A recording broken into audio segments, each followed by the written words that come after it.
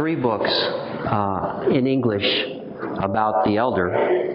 The first one that we have is the one that we're all reading now, Wounded by Love. Another one is with Elder Porphyrios. It's one of his spiritual sons who recorded a lot of what he had said when he was with him. And it's a pretty interesting book. This is an excellent book. After he died, a radio station in Greece collected everybody that had known him that they could get their hands on over the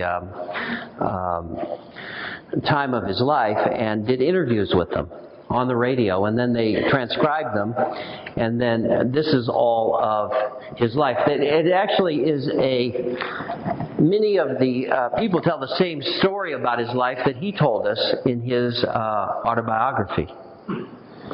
They will reiterate some of the same things, but actually most of the things that you read about in that book are some of the depth of insight that the man had, the depth of clairvoyance that he had, the insight that he had into other people, into situations and into situations in the earth and all of that, all of what we'll talk about.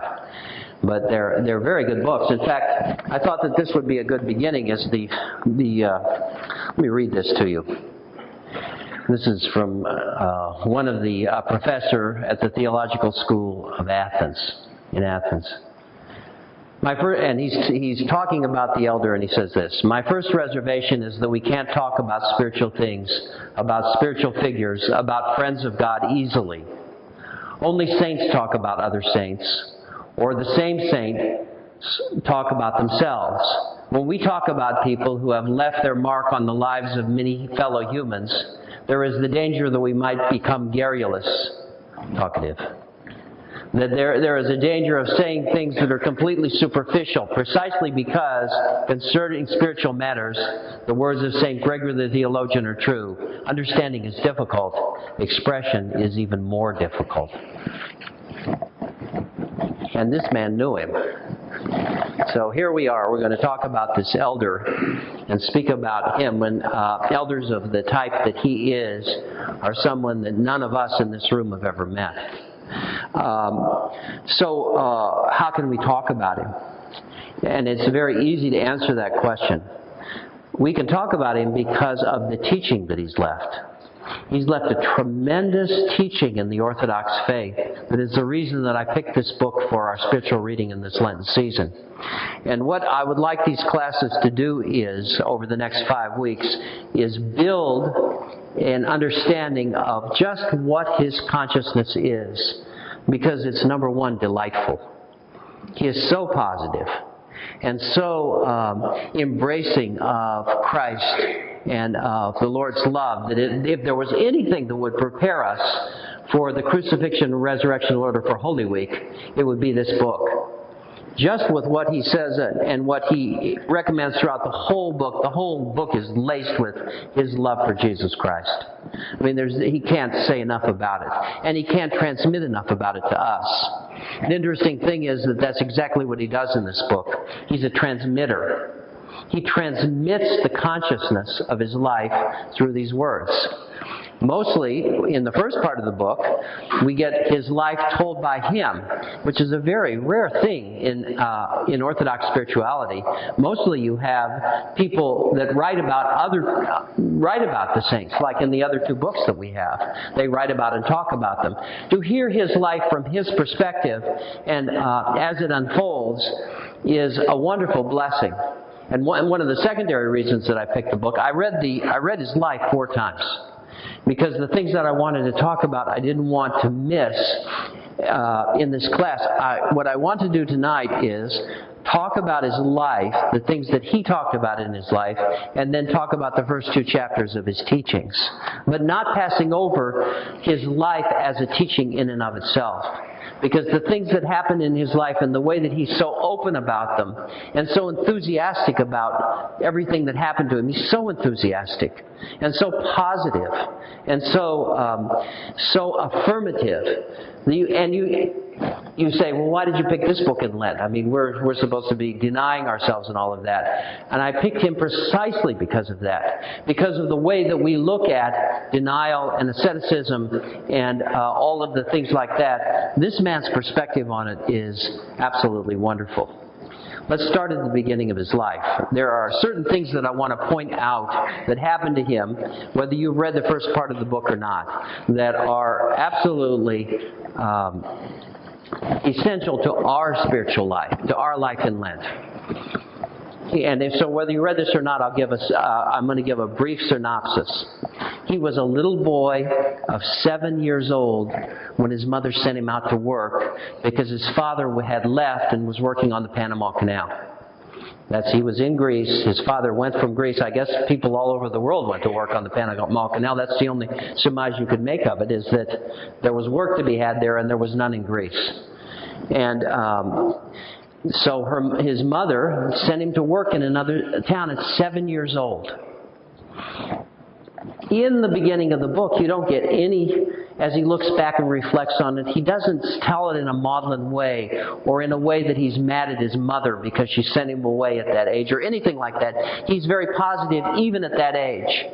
And he has a mild sense of Christ at that time. And he certainly has a zeal to work.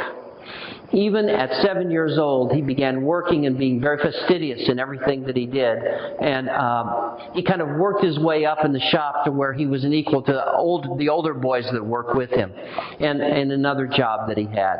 But as he grew a little bit older than that, he began to get a longing. And this is at a very tender age. He began to get a longing to serve Christ. It just came over him.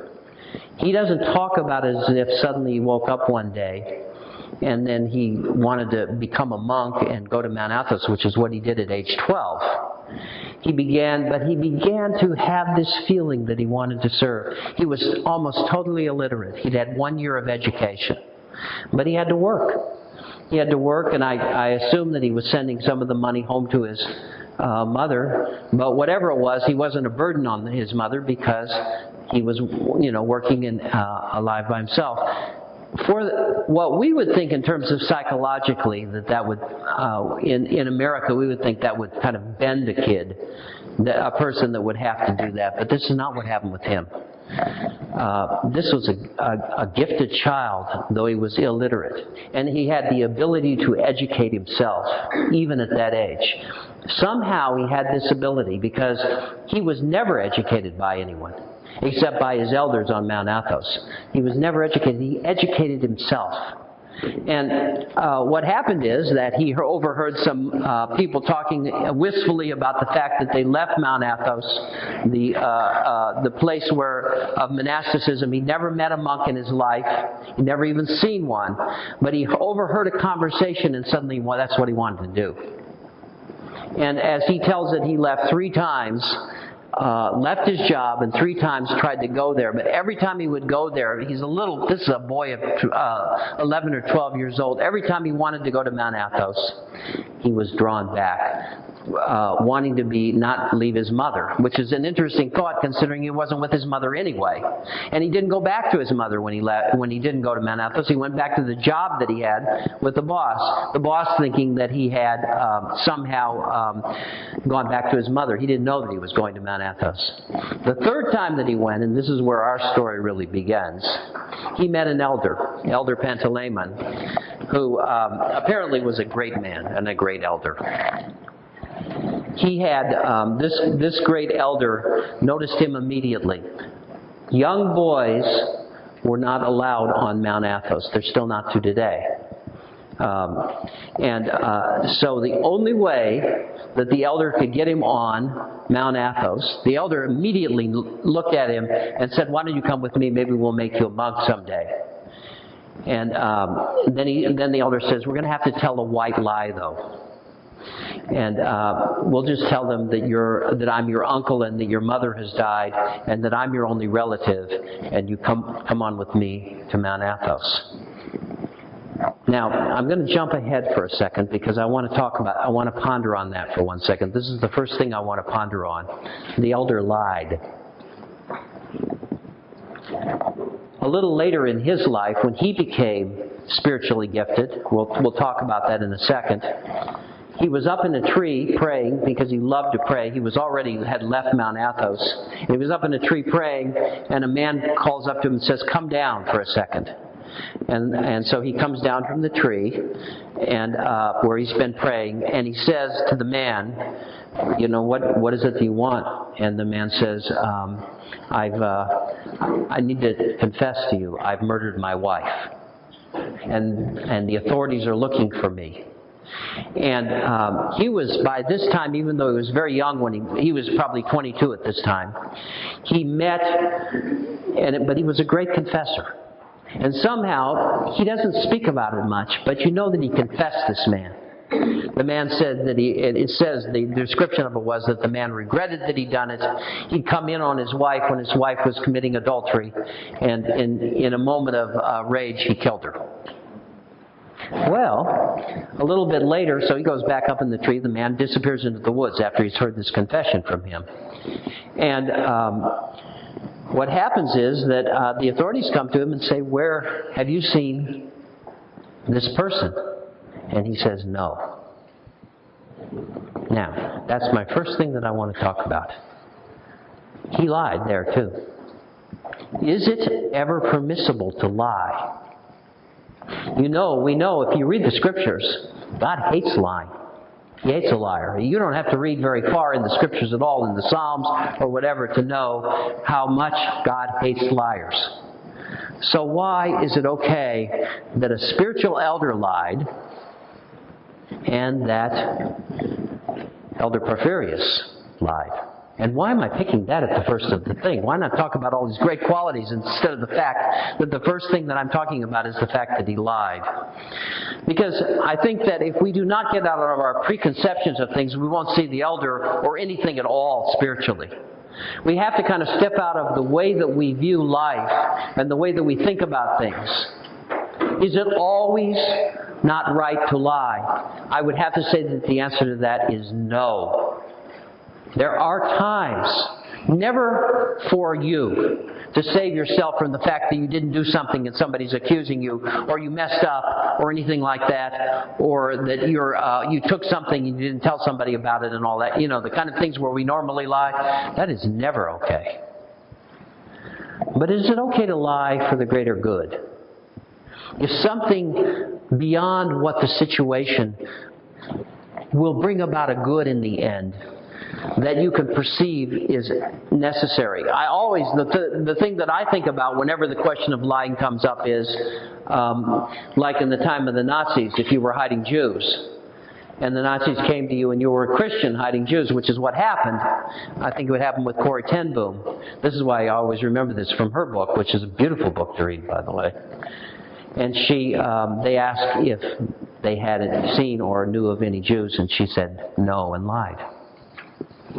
For the greater good, apparently, it is not something that God will scorn if you do something like that. The elder said it like this, Elder Pantaleon, he said, God will forgive us. We're going to tell a little white lie and God will forgive us. Well, the boy would have never come onto Mount Athos if the elder had told the truth. He would have never become a monk. He would have never come down the way that he did unto us. All of it was dependent upon what happened to him on Mount Athos and his relationship to that elder. You say, well, it was based on a lie. No, it was not.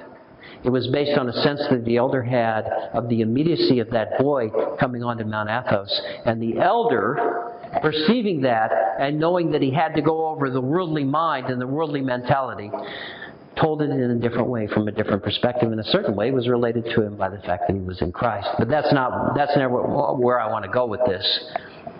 Sometimes it's okay to lie. All right, I'm going to go on from that. We're not going to discuss that if it's okay with you. I just wanted to tell you that when these issues come up for Christians so often, and we being moralists, we almost always would say, no, it's never okay. And sometimes it is. As with many things. Sometimes they are okay, even though we think they're not. The boy comes on to Mount Athos. And this is the most wonderful part of the whole of his life. It's his beginning life with his elder. He loves this man. And he loves the elder's brother, let's see, what was his name?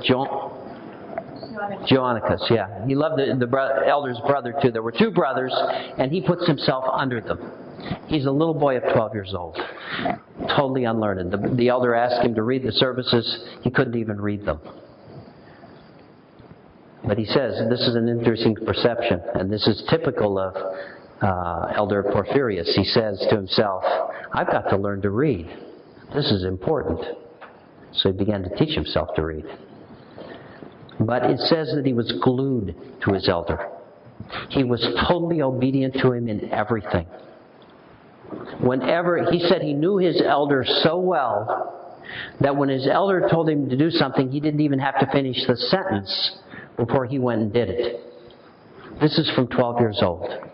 He would move around, do everything that the elder said, or the other elder too. He would do everything. And this is what I have pondered more than anything else in the book, is the meaning of obedience. Because he makes it so essential. In this book, what happens to him spiritually, which is phenomenal, and we're getting to that very shortly, what happens to him spiritually is because, he says, of the obedience that he had to his elder. But I say that what he really is saying is it's because he understood the meaning of obedience, and you have to do that. And the reflection of obedience is this. You move instantaneously when you're told to do something. Oh, I don't feel like it. I don't feel like doing this. Oh, I don't want to, you know how we are. We're kind of like sludge. When our husbands or our wives ask us to do something, tell us to do something, who knows? We kind of decide if we're going to do it or not. When our boss tells us to do something, we kind of, I don't know, when the priest tells you to do something, on we go with all of these authority figures in our lives, and very little do we respond with an instantaneous movement. We don't understand or know obedience hardly at all, and yet the truth of the matter is, when we look at what happened to this little boy and how he describes it, it's phenomenal. He said that he said he was a gaunt little boy when he came into Mount Athos, but that through this obedience, he suddenly began to flourish. He began to understand things. He began to he became quick-witted. He became handsome. He even describes himself as handsome.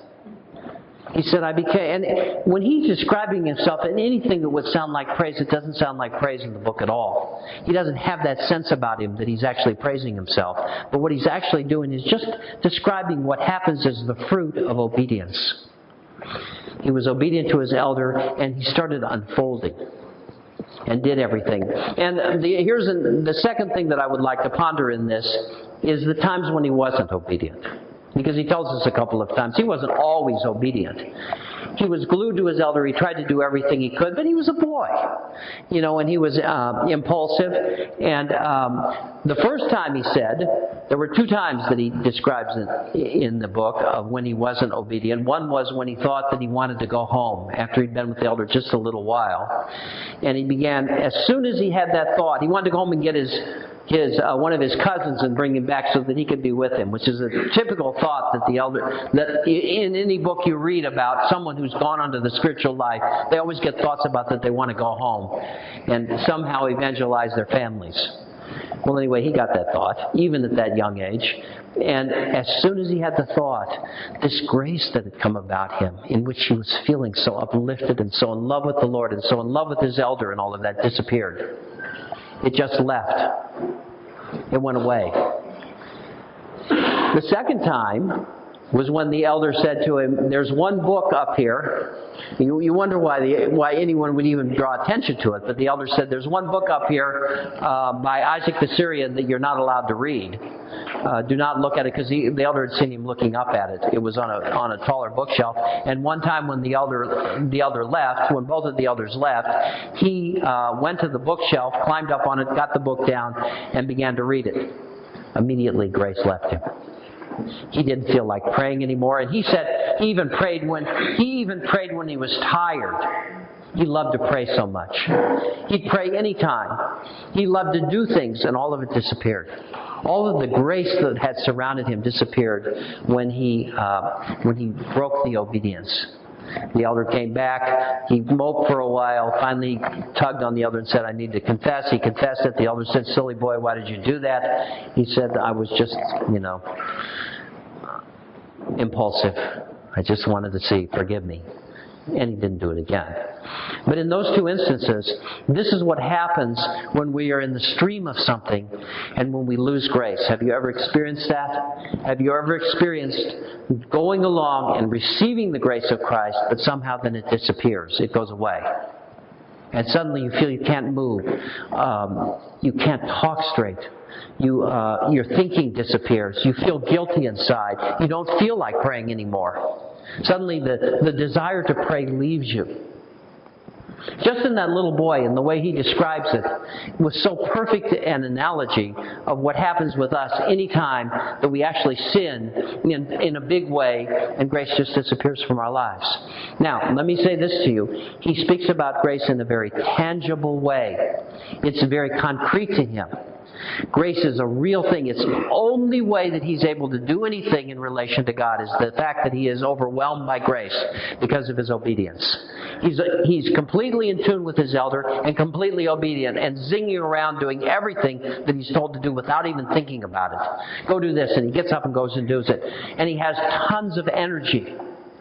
Tons of energy. Not just because he's a little boy, and little boys have lots of energy, because even little boys are lazy.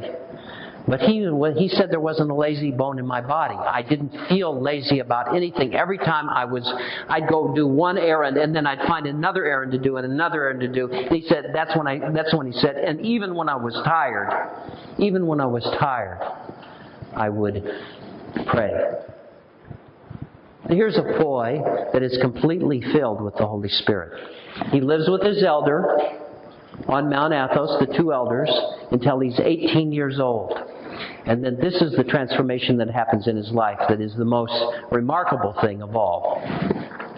And I know you read this, but this is well worth repeating. He was in church early because he was that kind of person. No one was there. And even his elders weren't there. That's just the way he liked to do things. And he was sitting in a corner so he couldn't be seen.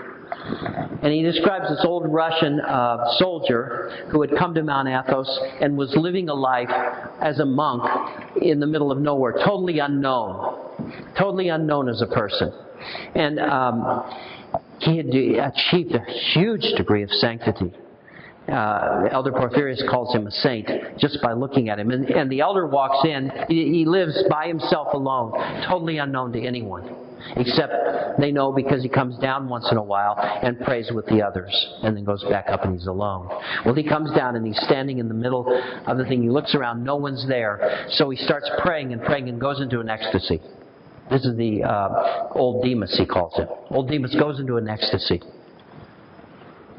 Well, and he doesn't think anyone's in the church. And here's Elder Porphyrios sitting on the side, and it's an 18-year-old boy, totally been trained in obedience and the movement of the Spirit and all of that. He's totally receptive to it. And what happens is that the grace that the elder had achieved while he was praying there goes over the boy, and the boy receives it for the rest of his life. He was totally transformed after that and became a clairvoyant person. He could see through hills. And when I talk about the spirituality that happened to him after this, it is not something that he achieved. He says this himself. He didn't earn it. It wasn't an award for him. All it was, the only way he describes it is as grace. But he's very generous in describing the spiritual thing that came over him, this grace. Elder Demas was praying. I could just see it and picture it somehow. And this is where I could get garrulous, the way that we described it in that beginning. You know, where you talk about something that you haven't actually experienced yourself. But somehow, I know about the Holy Spirit, don't we all? We should know that the Holy Spirit, that it is something that we do receive and that it's something perceptible in our lives. For him, it so overwhelmed him that it transformed him. And the way that he was before that, which was an eager young boy, who was, he said, a handsome boy and very perceptive of the things around him, probably quadrupled. He understood everything about nature. He could understand the sound of a bird and know what the bird was saying. He describes it a little bit when he's talking about a nightingale and the nightingale singing to God. He understood the word of the bird because he had that much grace about him. He could see into people and see what the difficulties were in their bodies and tell them about it. He could see into the ground and tell you where water was. I thought when at Christmas time I picked St. John of Kronstadt for us to do a little study on, and we did one class on him, and I studied him throughout then because I thought in the last century it was so phenomenal that there was a saint of that caliber that healed so many people through his prayers. And I thought that was phenomenal because St. John of Kronstadt healed thousands and thousands of people through his prayers. And we talk about healing, and sometimes an elder will lay his hands on somebody and heal them. And so I was amazed that there was someone like this who was a pastor, like myself, who had such a degree of spirituality. And then here we are, only a couple of months later, and we discovered this book, and this elder here, that's a picture of him, who has a degree of clairvoyance that you read about that is beyond anything you could possibly imagine. He could put his hand on a person and tell you exactly what was troubling him, if there was any physical problem with him, and he could tell you all of that. It came to him as grace from old Demas because of the obedience that he had to his elder and because of the obedience that he learned. But his elder didn't transmit that to him. In fact, his elder didn't even know that he'd received it. The elder was coming back after this one day. The ecstasy that old Demas was in was placed on the boy too. He went into an ecstasy through all of this. Of course you would, from that much grace being poured upon you. When you talk about grace that tangibly, he just went into an ecstasy, and he was praising God, and he walked around with his arms out like a cross, and he just describes this exalted, exuberant feeling that he had. And he said that when the elders were coming back, he saw them coming. Well, they were around the hill on the other side, but he saw through the hill. And so they come around the hill, and they said, "Oh, elder, I'm so glad you're here." They said, "How'd you know we were coming?" And then he described it to him. He says, "Well, I saw you." And the elder, who was a very good elder, says, "Well, don't pay it too much mind, my boy. Just don't tell anybody about it." Well, anyway, this is the beginning of where we have Elder Porphyrios and his book and the understanding that he has of the Orthodox Church. We go from there to the rest of his life. He got sick on Mount Athos and was sent out there and went back to his home, went back to his family. And here's another very interesting thing. When he was a little boy of 7 years old, he only had one tract that was given him by someone. It was about St. John the Hut Dweller. St. John the Hut Dweller and St. Alexis the Man of God are almost the same kind of saint. They are saints that went away from their families for a long period of time, achieved a great deal of sanctity, stopped looking like the way that they did, went back to their homes and lived on their family's home in the little hut. And their families took care of them not knowing it was their sons. And they never told them that. And then when they died, the parents and the people of the countryside were illumined, and they found out that this had actually been their son who had come back, and he never told them that. He just lived there praying for them and praying for the world. And achieved the degree of sanctity where he could live with his parents and not lose his spirituality. Well, those people were pretty interesting in the fact that you might think to yourself, well, why didn't he tell them that or something? Why did he keep them in doubt or something?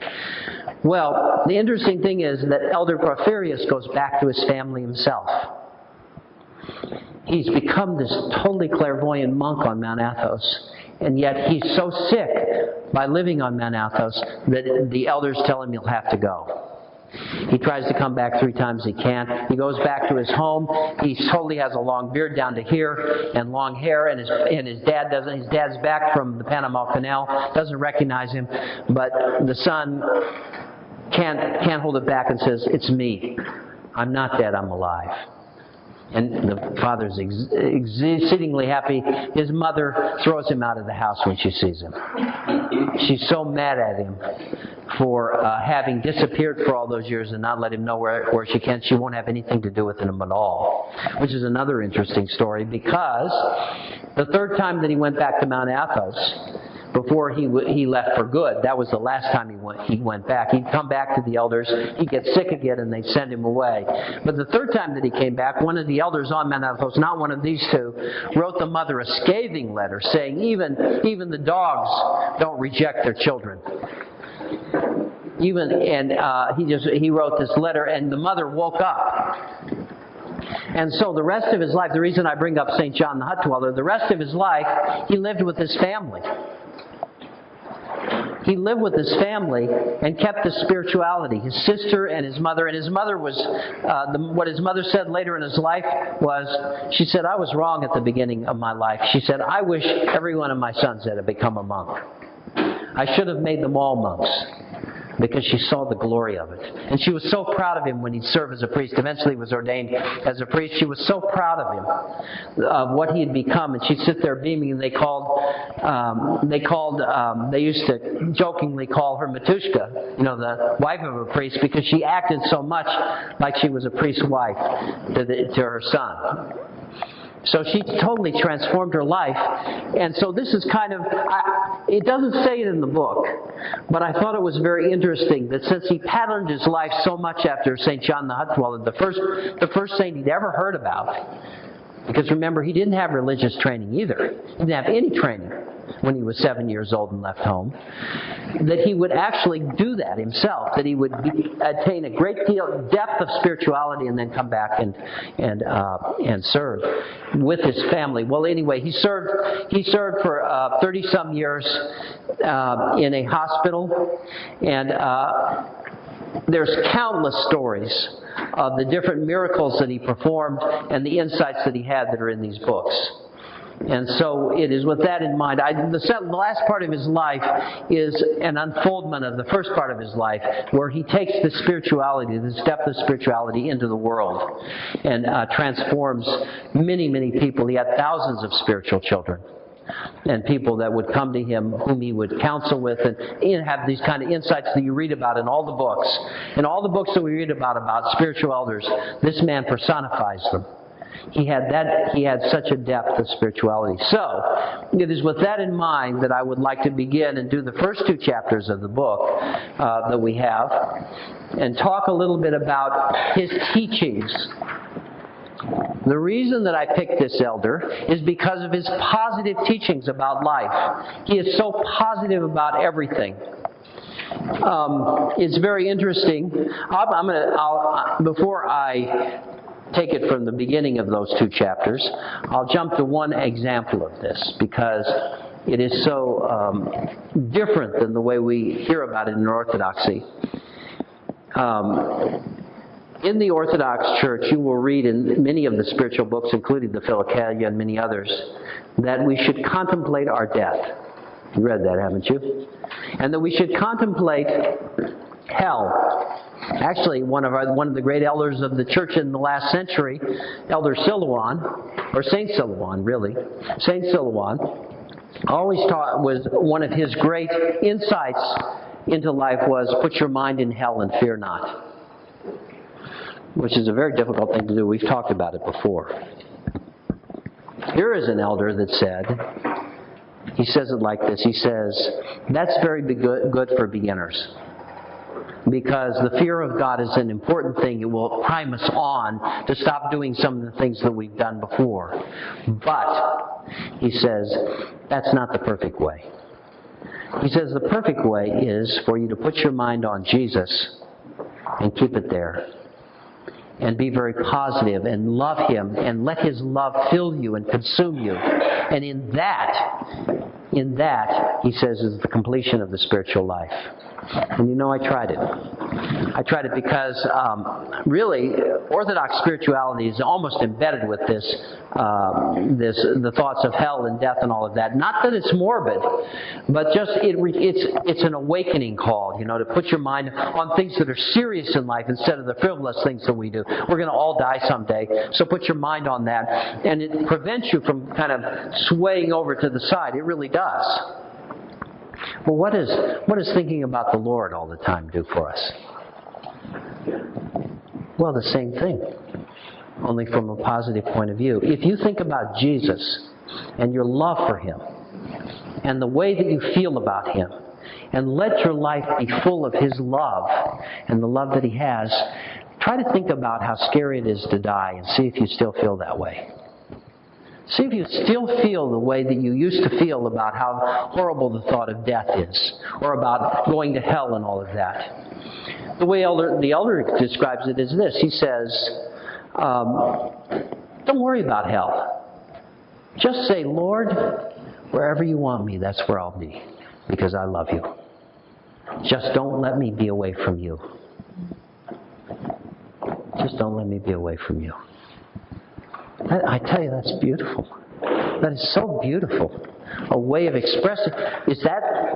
Tell me that's not Orthodox. That's not Orthodox spirituality. That is. But it's a different angle on the same spirituality that is, put your mind in hell and fear not. Both of them work. Both of them force you into the realm of the Lord. But I say, isn't it more suited to us, this very positive way of looking at the Lord? Isn't it more suited to us to think about the Lord, to put our mind not in hell, but our mind on Jesus and just think about Him and find out how much we love Him? The way he describes it is this. He describes it the way that all of us do sometimes when we talk about we've fallen in love with somebody. We care about somebody very much and we love them. He says, that's all you think about, right? That's all he thinks about is the Lord. It's totally in this book. All he thinks about is Jesus. All he thinks about is pleasing Him, doing the best thing for Him. How can he do more for Him? How can he know Him better? What kind of exercises, prostrations, fasting, all of that he can do? What kind of pain he can endure? When we get into the subject of pain, what he says is this, which is totally radical. He says, I don't ask for healing. He said, and you know, he had so many diseases. I have to read you some of the diseases. They're not in this book. He doesn't talk about them. He had so many intensely painful sicknesses about him as his life went on that he endured without ever complaining. When he described, he had shingles. I had shingles a couple of years ago, and immediately took a painkiller for it, and so I had that certain amount of pain that was excruciating for about 3 hours. He didn't do anything for his pain, and he described it as he just described it like this. He said, "It's like putting your head, this part of my head, in scalding oil, and it being there all the time." And he didn't complain. And so when doctors would come, and he was operated on some of the time, it's not that he disregarded doctors. In fact, he worked with doctors, and he worked with them on how to heal people and all of that. But for himself, most of the time, what he'd do would say is this: don't pray for me to get better. Pray for me to be good. Pray for me to be good. That's an odd thought, isn't it? Think about it for a second.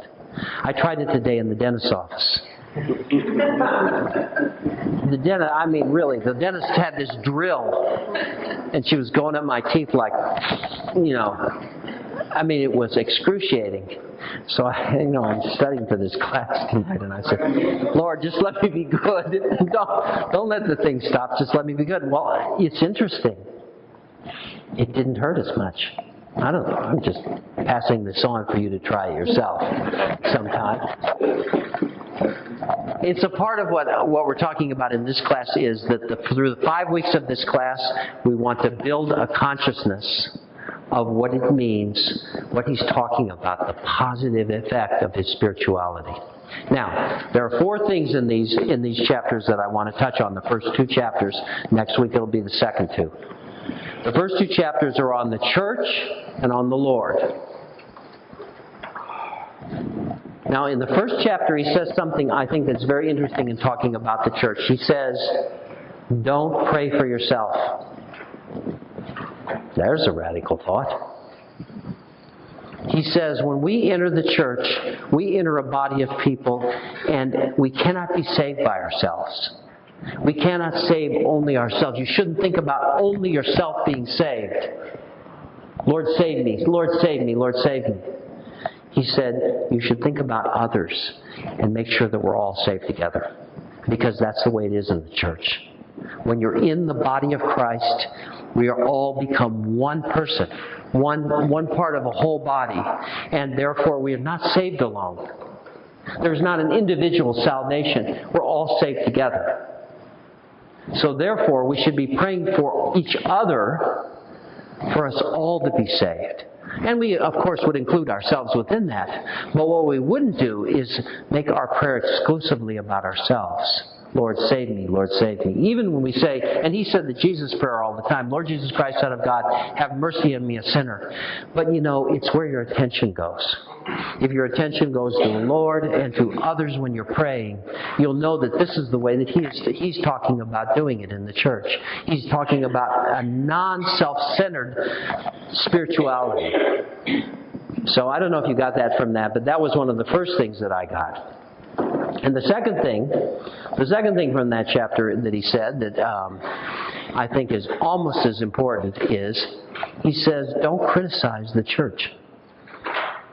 Now, one of the things, here is a clairvoyant elder. One of the problems that clairvoyant elders have is that they begin to get, and we've read about this all the time, especially in America, they begin to get very self-centered themselves and begin to think they're the living end and become Christ themselves, even though they wouldn't admit it. It's very hard for someone that has a lot of attention put on them to remain humble. So, what about him?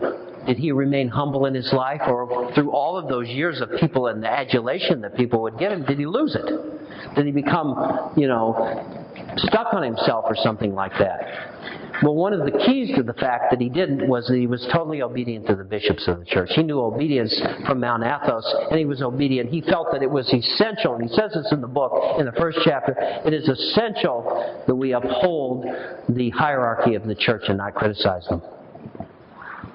Essential. And this is so perfect for us now because there are certain things going on in our jurisdiction, the OCA, that would cause us right now to want to think about what we could do to change them and how we could challenge our hierarchy and so on and so on. And people will come to me. I have lots of people because this is a big deal. You probably don't know anything about it, but maybe you do. Probably everybody knows about it. I say we don't do anything about it, that we put our trust in our hierarchy, we just let them solve the problem, the difficulty of it, and we go on with our lives, and we uphold the thing.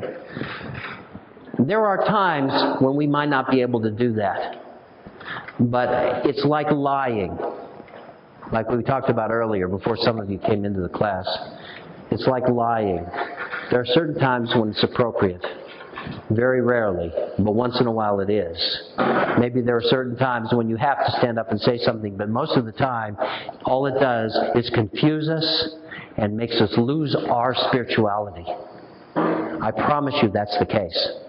And I'm not about to see that happen in this church or in me, to where I go into that realm of things and begin to look into how things might have been mismanaged, and begin to get irate about it and see how it can be fixed and start challenging people, accusing others of cover-ups and all that kind of stuff. Where does that take us? It's a road to hell. Our spirituality must be above that. If we see trouble in the church, what do? We pray for the people. If we see somebody that's falling, and all the fathers say this, not just the elder, all the fathers say this, if you see someone, cover their sins. Don't accuse them. Cover them. Try to pray for them. Encourage them. Give them love.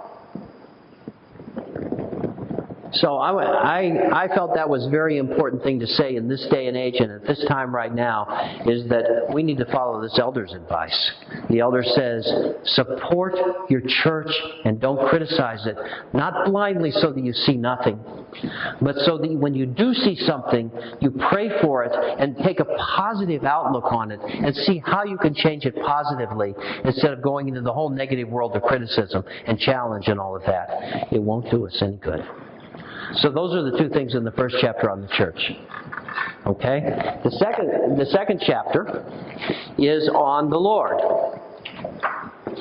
I called this chapter in my own way of thinking. Let me get to the front of the chapter here. The craving for God. That's not the call of the chapter. The chapter is called The Divine Eros. The craving for God. He talks about how important it is for the Lord to be the center of our lives and nothing else.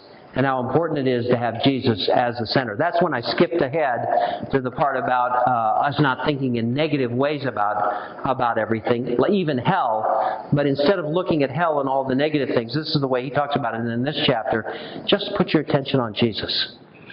If you want your spirituality to be transformed and to be enervated and alive, then just put your attention on the Lord Himself. And not on the things that are, on the bad things that are happening in life. I tell you, for me, just trying that, just trying the thought of thinking about the Lord, and then looking back and seeing how I felt about my own death. Even 3 weeks ago when someone was dying, and she asked me, and I was preparing her to die and talking about heaven and all of that, she looks at me and she says, "Are you ready to die? Are you scared of it?" And I couldn't in that moment say that I wasn't. I would have loved to have said, "No, I'm not afraid of it all because I love the Lord."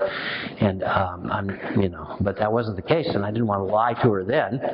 So I said no, and I said some positive thing after that. But I was amazed that I did still. I was hesitant about it. I was afraid. We're all afraid. But is there a way to get beyond that? Just in thinking the way that he is thinking. Just in putting my mind into the place where Elder Porphyrios is thinking, and putting my mind into a place where I think about the Lord Himself and how much I love Him, and how much I care about Him, and how much I want to serve Him, and be like Him, and try to please Him, and try to do things that are good and positive, all of that goes away. And the lust goes away. And the greed. And all of the things that are in this world that so beset us the other times, once we put ourselves in the place where the Lord is, they disappear. They go away. Now I think you may have heard that teaching 100 times.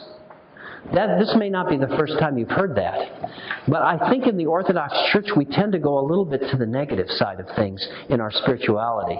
Maybe it's because we're beginners and he says it's good for beginners. But, I think we have to progress beyond that. I think as he is saying in here, we have to use some of the things that he's talking about. Let's list them in his life in the first couple of chapters. We have to learn the meaning of obedience. You can't believe what it's like for me to go around to everybody in our parish and get them to read this book. I cannot say to everyone, "I want you to read this, read it." Can't do that. Because of this, and this is the final thing that I'm going to talk about tonight, and probably the most important thing that he talks about. You can't make anyone do anything unless they want to. Boy, that's a revelation for me as a pastor. And it's as a parent. You cannot force anything on people and hope for a good result.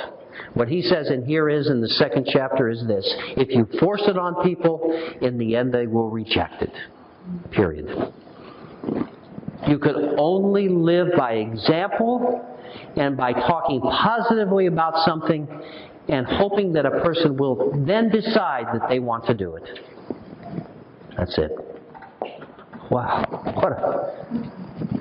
Now, here's the juxtaposition. I want everyone in our parish to read this book. And yet I can only say it's the most wonderful, it's a wonderful book to read. You've got to really try it. I know that people that have not wanted to do it because I've said read it, and then have picked it up, have found that it was wonderful. So it'll stand for itself, but that's a revelation for me. Why is that a revelation, you say? Well, we should have known that. Some of you probably know that already. You can't make anybody do anything unless they want to do it. He says, love the Lord, do your prostrations, come to church and all of that.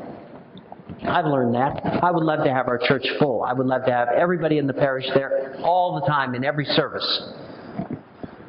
But on the other hand, I don't want anybody there if they don't want to be. I don't want anybody there. I'd rather have 2 people there that wanted to be there than have a whole congregation wishing they were someplace else and hating the fact that they were there. I would not want anyone to read this book that didn't want to, but just did it because I said to. What would be the point in that? How would you get the spirit of Him? By being forced to read this book. How does anybody come to God when they're forced to? They eventually reject it. What's our campus thing called? The OCF. All you have to do is look at the kids that come to the town here. Only a certain small percentage of them come to church once they get away from their homes. Innocent tries, he encourages them, he calls them, he's a nice person. Who wouldn't want to come if he called you? Plenty of them. The answer is plenty of kids, unfortunately. They don't want to come. They got other things they want to do. Why? They don't have it in themselves to come yet. Now, maybe as they grow a little bit older and get out of college and remember again and all of that, they will want to come. But when their parents, we get calls all the time from parents who say, will you call my kid and, really make him, come to church? That's what they're really saying. They don't say that to me. And I can't do it. They don't want to come. They're not going to come. And that's the same with us. Our faith has to be the kind of faith that we want to have because we want to do it and because we're on fire for it. He gives us an end to be on fire by loving the Lord. He talks about loving the Lord in such a way that we become on fire. And then we'll want to do the things. Then we want to fast. We want to pray. You don't have to tell me to pray and fast. I love it. I want to do it. That's what I want to hear. I love it. I want to do it. Of course. How can I do more? You haven't said enough to do. Tell me more things to do. With that kind of zeal. Where's that zeal come from? It comes from loving the Lord and suddenly getting on fire. Okay, so what we can do is provide an atmosphere of love for everyone. We can love each other. We can not think about ourselves. We can pray for others. We can think about them. And then, that atmosphere that people come into will be so accepting. What was that thing we read tonight? This wasn't from Elder Porphyrios. We were reading something about an elder who brought his porcupine kid to confession. And he called him a porcupine kid because he had prickles all over him because he didn't want to come. He was being forced by his parents. And this other priest described how he dealt with these teenagers and this kind of angst that they're in. He says, you don't talk to them in moral terms. You befriend them. You love them. You care for them. It was just right out of the book. You sympathize with their place. You put yourself with them. You don't preach at them. How could you do that and all that kind of stuff and put yourself distant from them? It was so like the way that he's talking about. These are the things that we need to take with us. I think in that kind of freedom that you have in a parish where people do not feel forced to do things, but they do them because they want to. It's the same with giving, with money, with all that stuff. People cannot feel that they're being harangued. They have to do it because they want to. Because you love the church. That widow's mite the Lord talked about, and the one lady who gave the little tiny penny into the church is worth more, he said, than all the money that was given by the people that were throwing it in for show. All right, so let's review, and this will be it for tonight. What could we take out of here tonight in terms of spirituality to take home and contemplate as we're reading and thinking about the elder? We can think about his obedience. Does obedience have something to do with us? Let me give you something for married people. This doesn't have to do with the elder. He didn't say this. And actually, I don't have the thing myself. How can married people show obedience in a real way? Not where the husband orders the wife around and she says, yes, sir. Which we know a lot of that. Which I haven't ever seen existing in this day and age. Does that exist? I think there's probably a lot of husbands that wish it did, but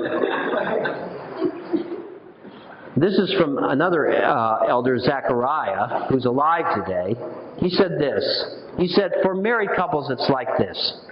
He said, you each respect each other perfectly. You have no secrets from each other. And you see who can do the will of God the quickest.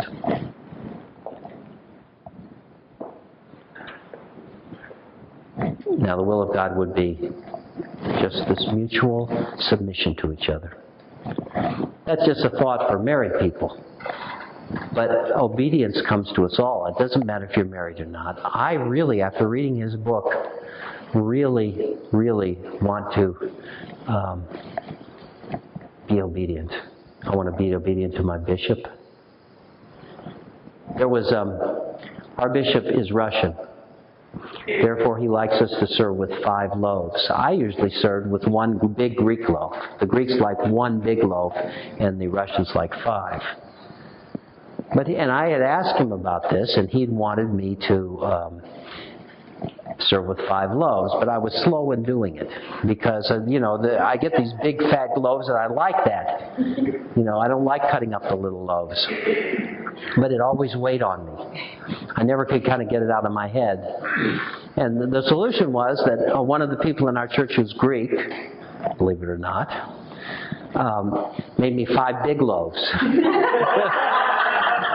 So I got the best of both worlds. I get to be obedient and still,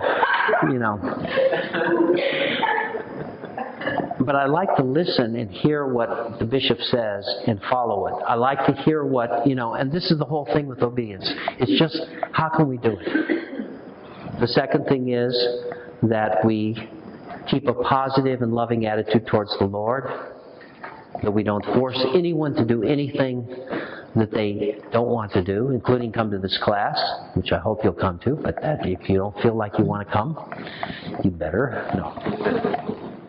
And all the rest of the things we talk about, when you go home tonight, consider them and think about them. Don't just go to bed. Review.